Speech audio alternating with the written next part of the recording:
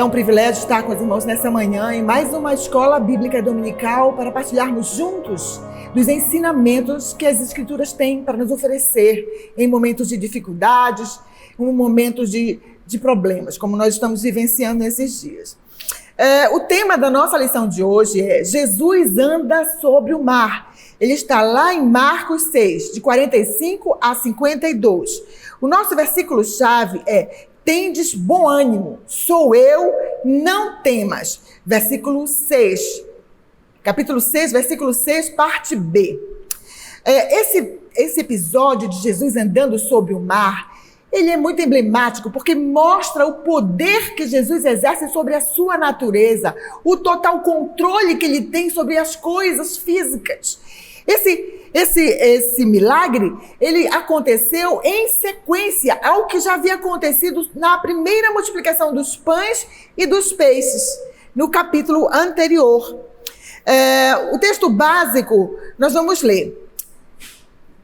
Marcos 6, de 45 a 51, diz assim: E logo obrigou os seus discípulos a subir para o barco e passar adiante para o outro lado, a Betsaida, enquanto ele despedia a multidão. E tendo-o despedido, foi ao monte orar. E sobrevindo a tarde, estava o barco no meio do mar, e ele sozinho em terra. E vendo que se fatigavam a remar, porque o vento lhes era contrário, perto da 4ª vigília da noite, aproximou-se deles, andando sobre o mar, e queria passar-lhe adiante. Mas, quando eles o viram andar sobre o mar, cuidaram que era um fantasma, e deram grandes gritos, porque todos o viam, e perturbaram-se. Mas logo falou com eles e disse-lhes: Tende bom ânimo, sou eu, não temas. E subiu para o barco, para estar com eles, e o vento se aquietou. Entre si ficaram muito assombrados e maravilhados, porque não haviam compreendido o milagre dos pães. Antes o seu coração estava endurecido. Então nós vemos aqui os milagres sequenciais que revelam a divindade de Jesus. O primeiro, a multiplicação dos pães e dos peixes, e que foi um milagre público. Naquela ocasião, havia mais de 5.000 pessoas presentes. A Bíblia registra 5.000 homens, fora as mulheres e as crianças que estavam ali. Logo na sequência, Jesus manifesta-se como o Senhor da natureza, andando sobre o mar, mas esse milagre foi no âmbito privado, na intimidade dos 12. Ali, enquanto eles estavam com medo, Jesus se manifesta poderoso novamente. As tempestades repentinas que acontecem ali no mar da Galileia. Jesus estava querendo ficar sozinho. É interessante quando a gente observa que sempre quando Jesus vai fazer um grande milagre, uma coisa grandiosa aos olhos humanos, ele se retira e fica um tempo orando sozinho. Foi assim também que aconteceu quando Jesus andou sobre o mar da Galileia. Foi assim também na transfiguração. E Jesus sempre tinha esses momentos em que ele se retirava e queria estar a sós com o Pai em oração. E Jesus fez isso de novo. Já há algum tempo, desde que João Batista havia morrido, ele desejava estar sozinho com os discípulos ou estar a sós para poder orar, para ficar em comunhão com o Senhor, em oração, e recebendo instruções do Pai e conversando com Ele. Mas ele não conseguiu uma oportunidade. Então, após o milagre da multiplicação dos pães, Jesus coloca os seus discípulos num barco para que eles atravessem, com a promessa de que ele iria encontrar-se com eles posteriormente. João vai nos mostrar isso mais adiante. E enquanto ele fica sozinho para orar, ele se retira, vai para um monte e ali ele passa horas e horas orando. A Bíblia não relata qual foi o horário em que os discípulos foram mandados para o barco, mas a Bíblia diz que Jesus os obrigou a irem ao barco para atravessarem.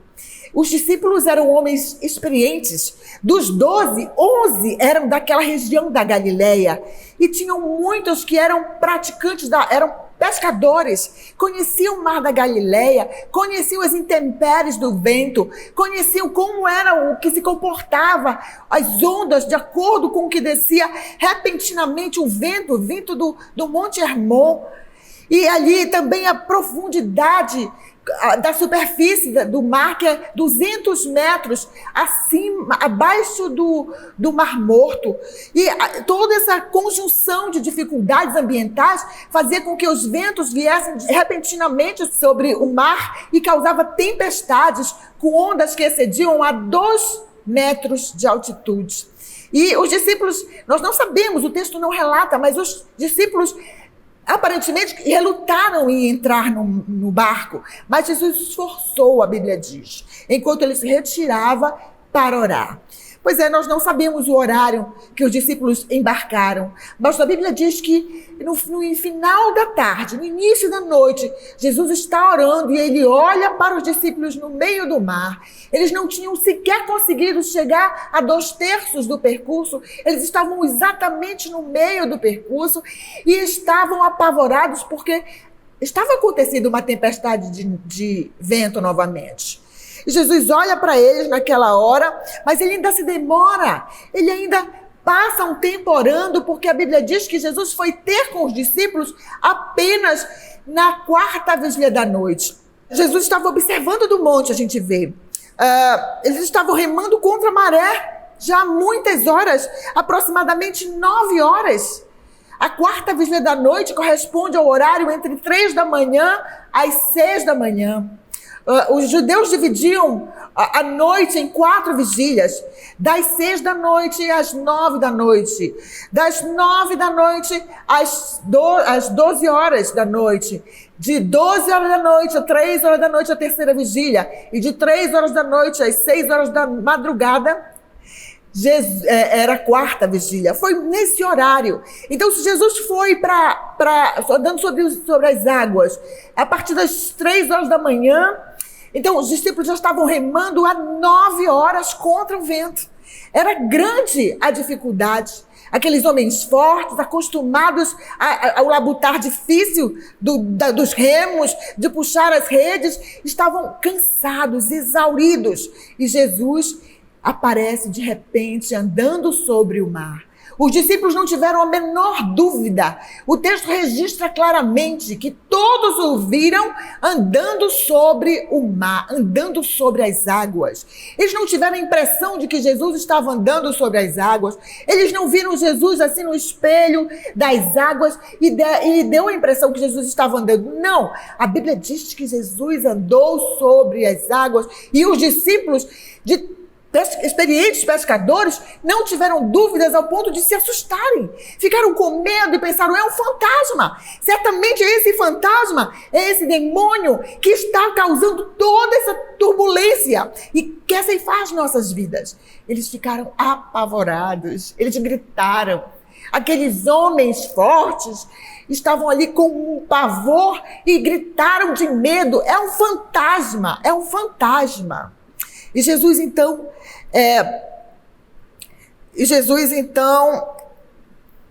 responde com a palavra que trouxe calma para as tempestades internas dos discípulos. Ele fala 3 palavras. Ele diz assim: tendes bom ânimo.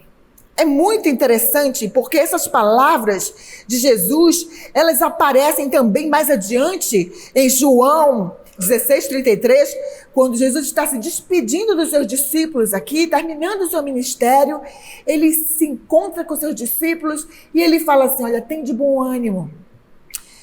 No mundo tereis aflições, mas tem de bom ânimo, eu venci o mundo. Eu sou experiente, eu prometi que estaria com vocês. Então Jesus estimula a nossa fé, ele estimula que nós tenhamos coragem no meio das adversidades, no meio das tribulações, no meio das dificuldades. Ele estimula que nós tenhamos fé, coragem e confiança no poder dele. Não interessa o tamanho das ondas, não interessa o tamanho do medo que nós possamos ter. O nosso Deus continua reinando. Precisamos ter confiança na sua promessa. Os discípulos tinham a promessa de Jesus de que eles iriam se encontrar novamente. Então, eles precisavam confiar, mas Jesus disse, tem de bom ânimo. É interessante que Jesus também diz assim, sou eu. Quando Moisés se encontrou com a sarça ardente no deserto, ele perguntou, Senhor, me diz o teu nome para que eu possa dizer ao povo o nome do Deus que me enviou para libertá-lo. E o Senhor disse, olha, vá, diga que eu sou, o enviou a eles. Então, o nome de Deus é eu sou eu. Jesus responde manifestando o seu poder, manifestando quem ele é. Sou eu, não tenham medo, eu estou aqui com vocês. A sua glória e o seu poder já eram conhecidos dos discípulos, mas naquele momento, ouvir sou eu era importantíssimo, porque era Deus dizendo que estava ali presente conforme prometera. Não temais, é a outra frase que Jesus diz. Não temais.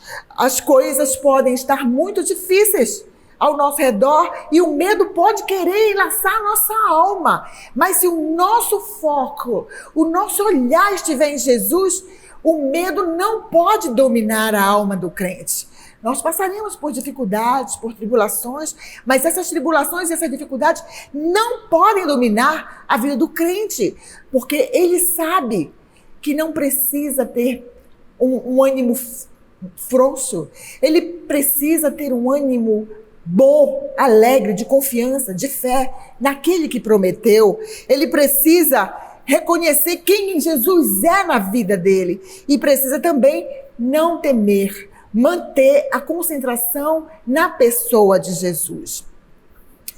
A Bíblia registra que Jesus entrou no barco, mas o texto de Marcos não registra o porquê Jesus entrou no barco, uma vez que relata inicialmente que Jesus queria ultrapassar a embarcação.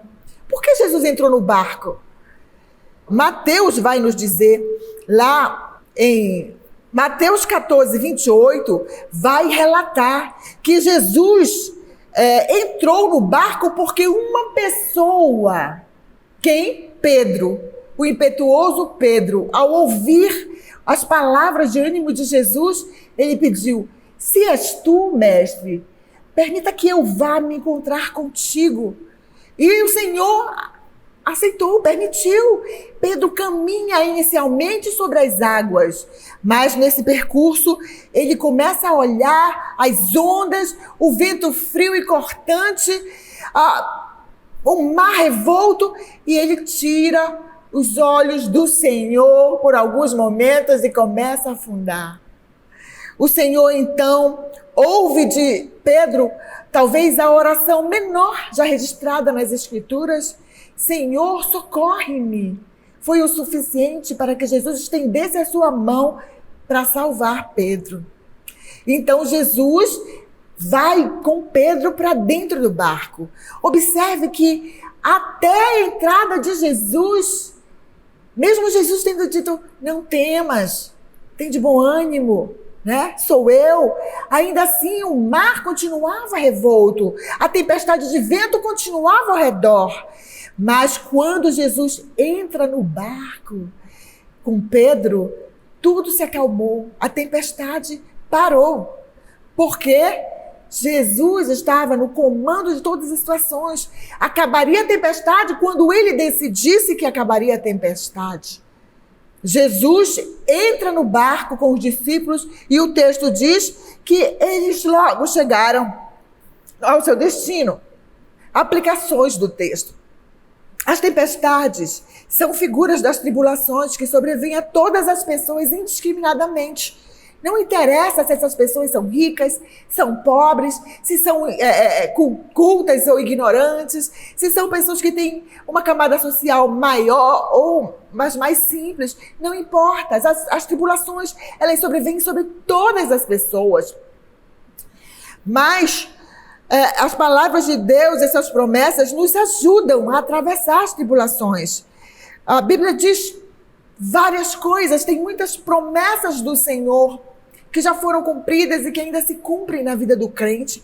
Entre elas tem Jesus dizendo: eu não os deixarei órfãos. Tem de bom ânimo, o Senhor diz de novo. Eu venci o mundo, Jesus disse. A Bíblia diz também: todas quantas são as promessas de Deus, tem em Cristo o sim e o amém. E Jesus disse: eis que estou convosco todos os dias, até a consumação dos séculos. Então, não há por que temermos. Nós podemos sim perceber a fúria do vento, das tribulações, ficarmos apreensivos, mas rapidamente o nosso olhar tem que se voltar para o Senhor Jesus, para o grande eu sou, para aquele que está no comando das nossas vidas. Mantenha a fé firme. Em tempos de tribulação, mantenha a sua fé firme. Alguém já disse com bastante propriedade que fé é manter os olhos fixos em Jesus.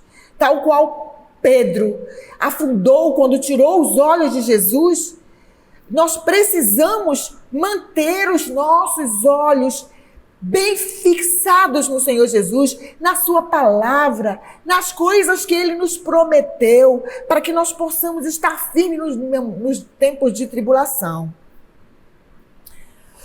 As tempestades são figuras das tribulações que vêm sobre a nossa vida.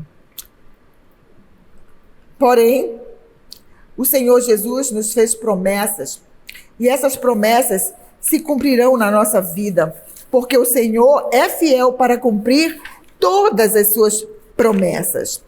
No mais, o conselho de Jesus aos discípulos naquela noite difícil de tempestades internas e externas, tem de bom ânimo, sou eu, não temas, ecoam até hoje, da eternidade para os nossos corações, para revigorar a força dos cansados, para salvá-los no dia do mal, a fim de que o crente possa, tal qual os discípulos fizeram, passada a tempestade, ou mesmo em meio dela, declarar em adoração: verdadeiramente és filhos de Deus, conforme registra no texto correlato em Mateus. Que o Senhor mesmo faça a aplicação da sua santa e bendita palavra nos nossos corações. Amém.